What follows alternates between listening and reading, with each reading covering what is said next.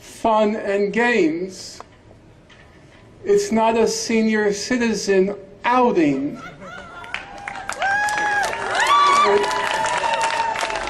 I'm going to ask you to refrain, if you'll be so kind, to refrain from the applause, because I do want it to be serious, and I am being serious. What's happening there is not bingo night, and the stakes are very high. And just as many of you here have had the occasion and the opportunity to live proud, productive, and peaceful lives, and to pass on your legacies to your children and your grandchildren.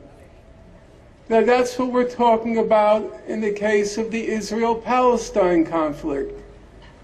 It's not about trying to score ideological points, and it's not about cheap applause from far away from the battlefield and from the death and destruction. So I'm going to use my opportunity here not to try to evoke applause from anyone, and not to try to evoke animus or hatred from anyone.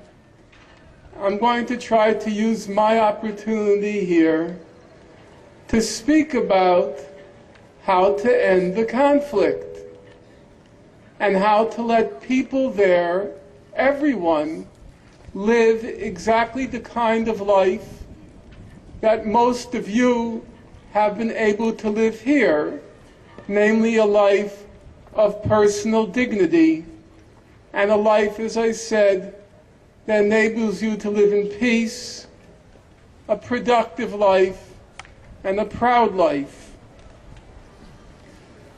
Now, and if I can make a suggestion before I continue, there are many people standing up, and of course you have every right to exercise your right to hold up your banners, but I would recommend, and it's only a recommendation, that you fill up the empty space here, sit down, and let's try to talk.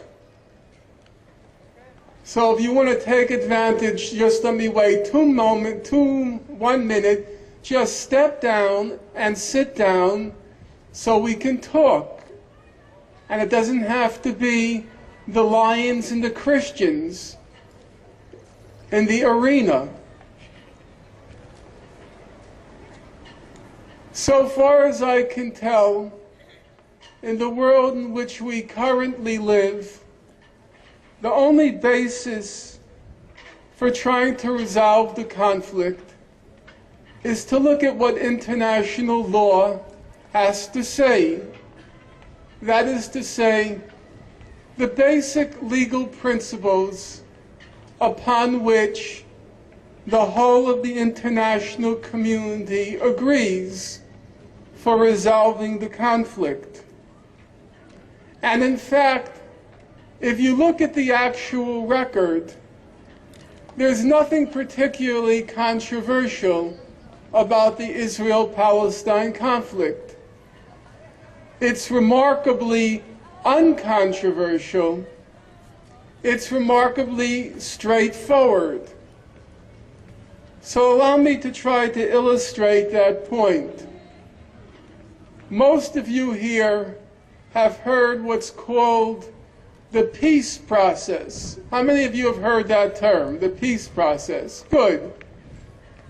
And as most of you know, or some of you know, it's usually said that there are 4 very complicated issues for trying to achieve peace. And those issues are, the technical term, they call it the final status issues. Namely, the issues which are said to be so complicated that they have to be put off to the final stage of negotiations. So that's why they're called the final status issues. And those issues are borders, settlements, East Jerusalem, and refugees. Those are said to be the most complicated questions. What are the borders of Israel? What should be the borders of a Palestinian state? What is the legal status of the settlements that Israel has built in the occupied West Bank? And what is the legal status of the 500,000 settlers, Jewish settlers in the West Bank? To whom does East Jerusalem belong?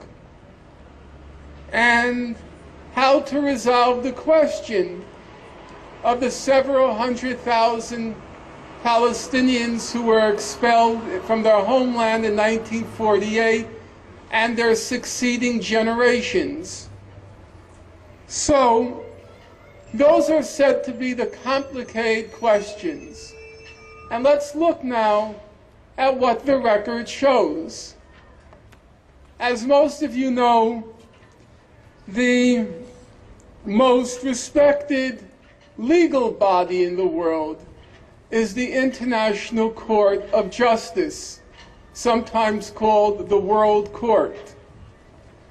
And in July 2004, the highest judicial body in the world, the World Court, it had to rule in the following question. The General Assembly put to the World Court the question, what is the legal status of the wall that Israel has been building in the West Bank? That was the question that was put to the 15 judges.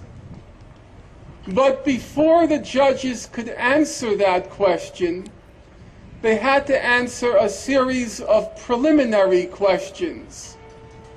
What does that mean? Basically, it means the following. Israel has been building a wall that goes deeply into the West Bank. It will probably end up annexing 9.5% of the West Bank.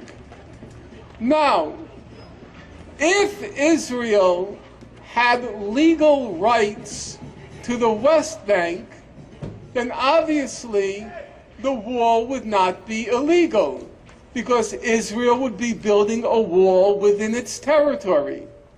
So the court had to rule, is Israel entitled to any of the West Bank? Number two, the wall takes a winding route that incorporates 80% of the settlers in the West Bank, 60% of the settlements. So the court had to decide, are these settlements legal?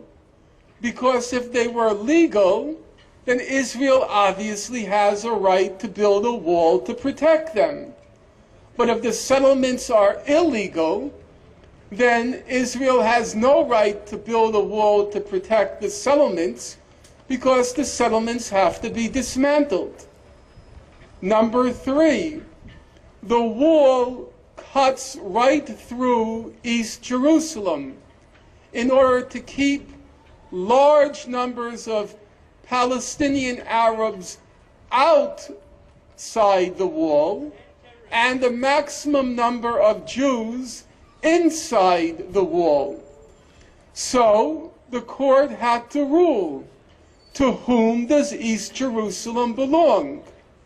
If it belongs to Israel, obviously Israel has a right to build a wall within its own property.